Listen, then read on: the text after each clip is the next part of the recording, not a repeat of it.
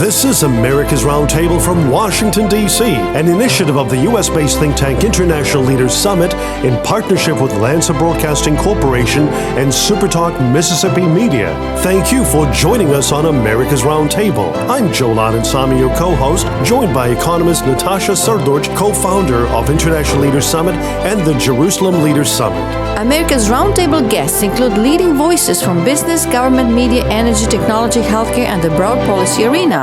Subscribe to America's Roundtable on Apple Podcasts, Amazon, and Spotify. Visit America's Roundtable at americasrt.com. americasrt.com.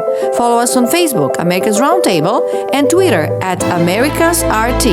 We invite donors and advertisers to reach us by visiting our website, americasrt.com. Welcome to America's Roundtable. A good morning and welcome to America's Roundtable from Washington, D.C. This weekend on America's Roundtable, we are going to be joined by leaders from Israel as we focus our attention on the terrorist attacks in the Jewish state carried out by Iranian-backed Hamas and the Palestinian Jihad. Today, we're joined by Jeremy Issacharoff from Jerusalem. Ambassador Issacharoff is the former ambassador of Israel to Germany and was previously the Vice Director General of the Foreign Ministry in Jerusalem. His diplomatic services on behalf of the government of Israel also brought him to serve as one of Israel's top diplomats in New York City, at the United Nations, and in Washington, D.C. Jeremy, we once again welcome you to America's Roundtable. Thank you for taking time and joining us this morning. Good morning, Jeremy. Good morning, and thank you both, such great friends of Israel, for inviting me this morning. Yes, first of all, our hearts go out to the people of Israel. Our hearts go out to each one of you. It's just very horrific to see the images and all that we have seen and heard from witnesses. And Jeremy, it was just only a few weeks ago that we focused on the breakthroughs in the Middle East on America's Roundtable with you, the expanding of the Abraham Accords. We talked about the Saudi talks with Israel brokered through the United States. And last weekend, we all woke up to news and messages from close friends and allies in Israel that the Jewish state was under attack. To date, we know that the terrorist attacks killed over 1,300 Israelis, including 22 Americans, and wounding over 3,300 Israeli citizens. And in fact, Jeremy, I realized that when we were talking to you just a few weeks ago, it was on the eve of our September 11, and this horrific incident in Israel is now being called Israel's 9/11. Jeremy, for our listeners here in America and in different parts of the world, they would be most interested to learning about this catastrophic series of events and how it unfolded. And could you take our listeners through what transpired for you and your family in Jerusalem and for the rest of the nation, specifically Israelis in southern Israel bordering the Gaza Strip last weekend? Well, thank you, Joel. Well, as you know, Saturday was a Jewish festival, the festival of celebrating the Torah. And pretty early in the morning, I live in Jerusalem with my wife, and our children live in Tel Aviv. And pretty much at around 6, 7 o'clock, all of a sudden, the phones were buzzing, and it was very unusual for a Saturday morning. And not too much time passed, and we started hearing sirens signifying a rocket attack on Jerusalem. Now, previous to that, there'd been a massive bombardment of the towns and villages around the Gaza Strip, and already by then, many people had crossed the border. They'd blown up various command and control facilities, and were able to infiltrate into these Israeli towns. And as things transpired, it became pretty evident very early that, the entire philosophy and strategy of Hamas is to hurt Israeli civilians as much as possible, without any discrimination, and also kidnap soldiers. And they did this in the opening hours in a very barbaric. we have troubles in the Middle East and we have wars and we have hostilities, but this is going back to medieval barbarism. You behead babies, kill children, and kill parents in front of each other. And the pictures that began to emerge were just beyond belief. These were the initial hours, and I from then on, it was very clear to me that as bad as the picture of what was happening appeared to be, it was only going to get much worse. In the beginning, they talked of 100 people killed, 200, and as you said, it's well over 1,000, well over 2,000 people injured, some very seriously. And of course, one of the most heart-wrenching issues is the fact that they kidnapped men, women, and children and soldiers, well over 100. I don't know exact figures. But even one person, two people is already a tragedy in Israel, because we know what the Hamas is. We know how they treat hostages. I mean, this is from the playbook of ISIS. They have ISIS flags. Yes. And you know what? They, in my opinion, went even beyond the brutality of ISIS in this attack. So this is this was the initial hours, and as you said, I don't think this is going to be over anytime soon. And we obviously we have a great deal on our agenda now in terms of restoring our deterrence and also dealing with this threat from Hamas and ensuring that Hamas never carries out an attack like this again. Right. Jeremy, it happened on the 50th anniversary of the Yom Kippur War that Hamas launched the most horrible terror attacks in Israeli history. As you said, fatalities topped 1,300 Israelis. The reports say that there are some 150 hostages that were taken by Hamas. It was devastating to watch the images and videos of the terrorist group Hamas instilling terror, brutally executing children and civilians, taking hostages, and desecrating the bodies of the dead. Israel is preparing for the ground invasion of Gaza, which is controlled by Hamas. What can you tell us about that and current situation?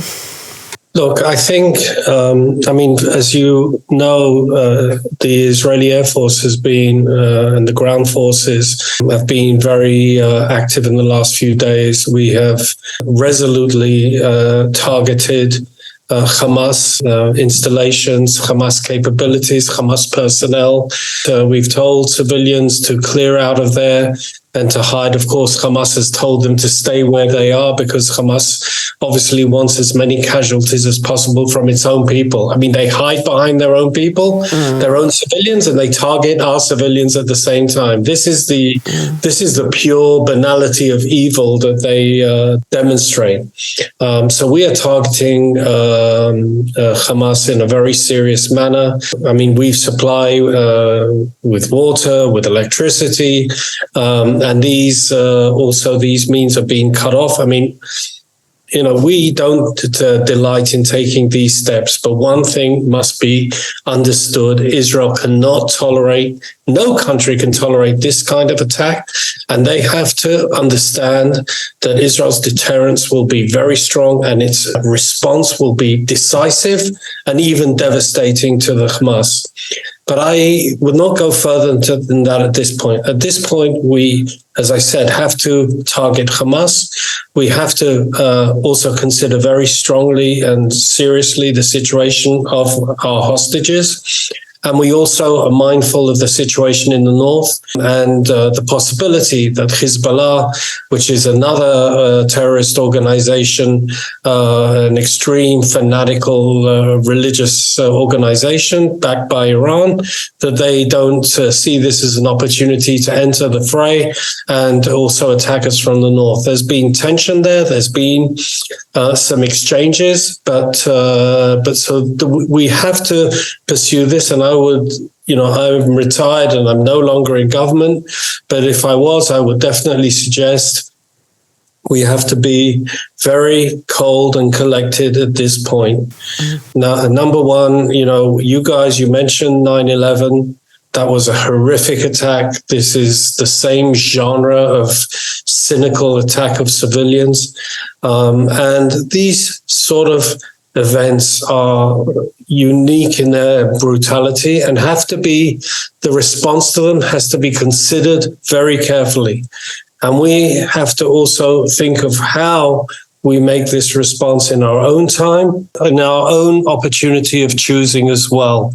And that's why I would strongly suggest they will feel our response. They are feeling our response as we speak, but we need to also consider how we pursue this very delicate situation in a very resolute way.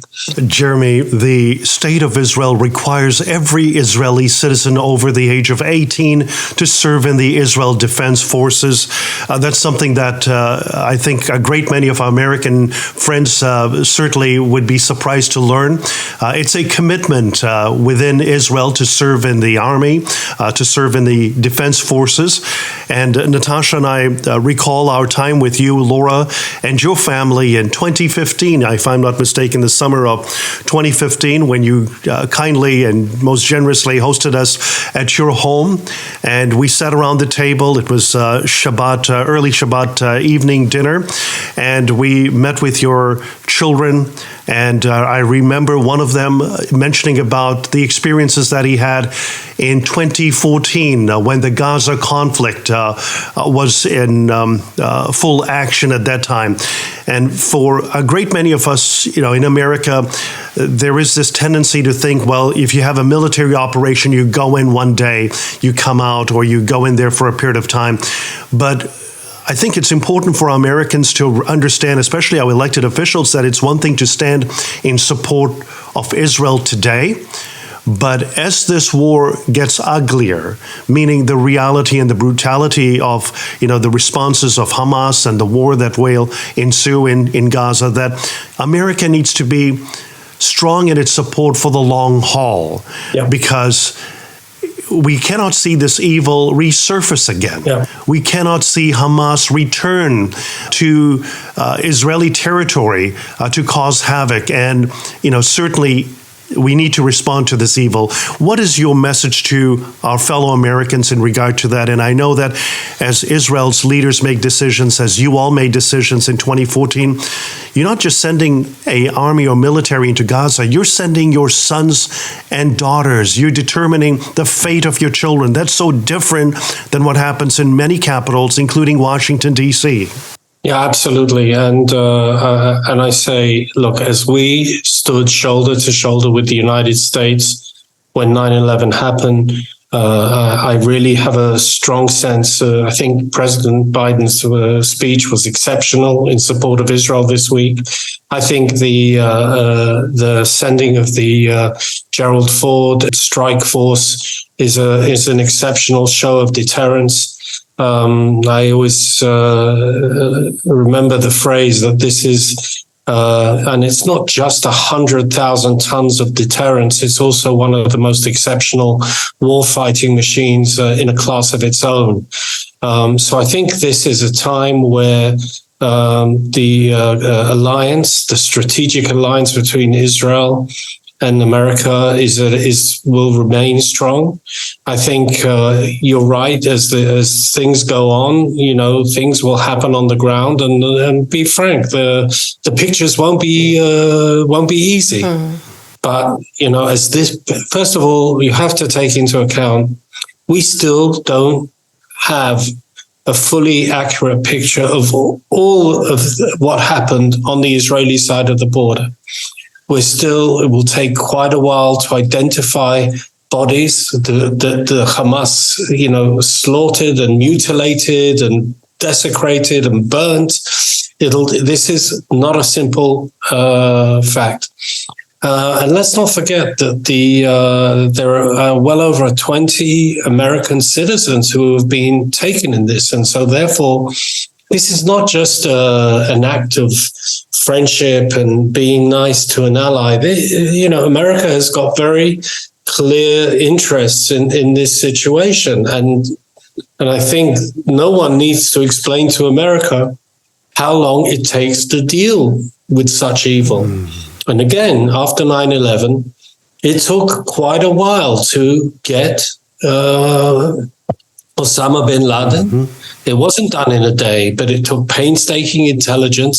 And in the end, I think the supreme goal of this has to be is that no one who had responsibility for this atrocity will live to understand what he did. And I say it in the most forceful terms, and I'm sure the Israeli government is mobilized in all of its intelligence agencies to find a very clear picture of who was involved, what they did, and and definitely find every possible means to close the account with them in the most serious way. Right. Jeremy, what are your thoughts about what should be done with Iran? Since the reports are obvious saying that Hamas is funded, backed, trained by Iran. Iran is also funding Hezbollah, that is a threat to Israel from the north, from Lebanon.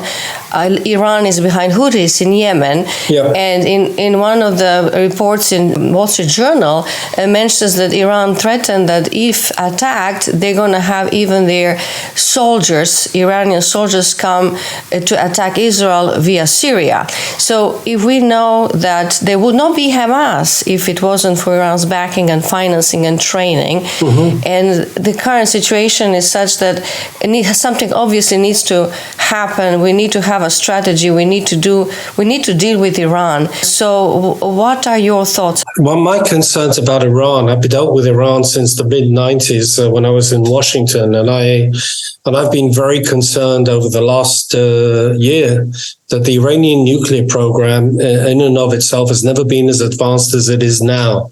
They have blown away the JCPOA. They have enriched well up to 60% and probably even some reports of the IA to 84%. And the only thing that separates them from weapons grade uranium is a decision, a political decision, and maybe a few weeks to actually accomplish that, and a very few weeks. So I've been very much concerned about that. I'm also concerned about their missile capabilities that can independently hit Israel, and also their gross proliferation of these smaller, shorter range, more accurate missiles that they've supplied Hamas and Hezbollah, also supplying drones, etc. But you are absolutely right.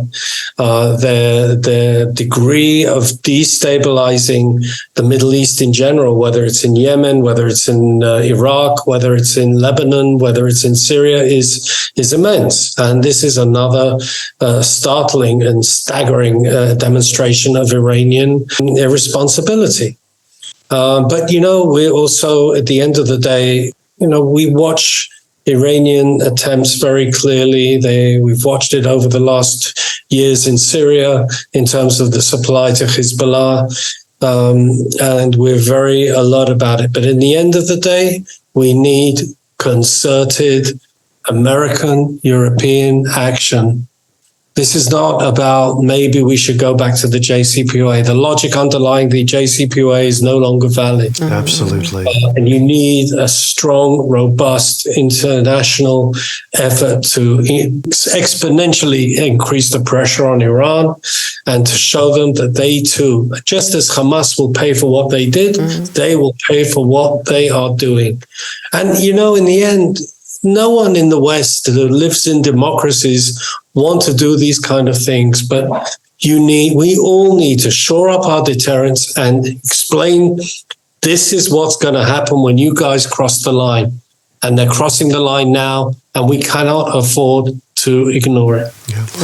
Jeremy, there's one issue that we've noticed. We have been witnessing the great support from European countries, Germany, for example, France and others. They really stepped in, and the European Union actually cut off all funding to Palestinian organizations. That would be for the Palestinian Authority, as well as many funding going to Hamas, and that was sort of a step in the right direction.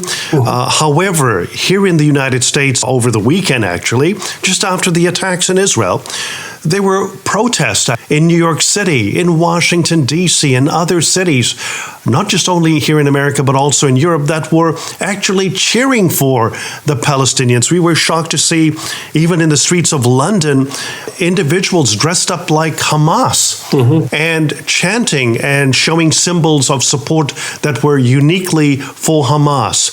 Now, there is no moral equivalency when you look at what Israel is doing as a rule of law democratic nation and what Hamas is doing in their savagery, attacking civilians. What is your message to perhaps individuals in media, journalists, influencers, leaders, about choosing which side of history they want to be on? Right. Are they wanting to be on the side of the rule of law and democracy and decency and justice, or to relegate themselves to supporting terror? And this is, as I said, this is a whole new, kind of manifestation of terror. I mean, beheading babies, raping women, maybe in front of their children and killing them. I mean, this is, people have said this is, it's barbaric, savage. They're like animals. Animals, if they kill to eat. This is, a force of nature. This is well beyond this. I can't even, find a way to adequately describe the horror here. And, one of the things I'd say is I don't remember after 9/11, people on the streets of America or even Europe, glorifying what, ISIS did. And this is, as I said before, way beyond ISIS. And Hamas is no sanitized version of the Palestinian people. Look, I have Palestinian friends. I've talked to Palestinians. We try and to moderate Palestinians to have a conversation in order to look for a political horizon for both of our communities. Hamas is not in this for that. They have no political horizon. Their only political horizon is to get rid of Israel, destroy it. And, what they did over the last few days in the South is exactly what they would do to the country as a whole if they took over Israel, which will never happen. But, this is what they are. And I want, these people who are demonstrating and thinking this is some kind of like freedom fighter. This is no Che Guevara. This is no, whatever you want to glorify them as. These are brutes and people that should be taken beyond the pale of humanity. And this, if there was one thing the International Court of Justice in The Hague the criminal court was set up for, is to bring these people to justice. And if not to justice, to make sure that they do not live out their lives. Indeed. Right. I just wanted to mention for Iran again, Hamas being a puppet of Iran, savages, the timing of it. We talked to you just a few weeks ago about normalizing relations with Saudi Arabia.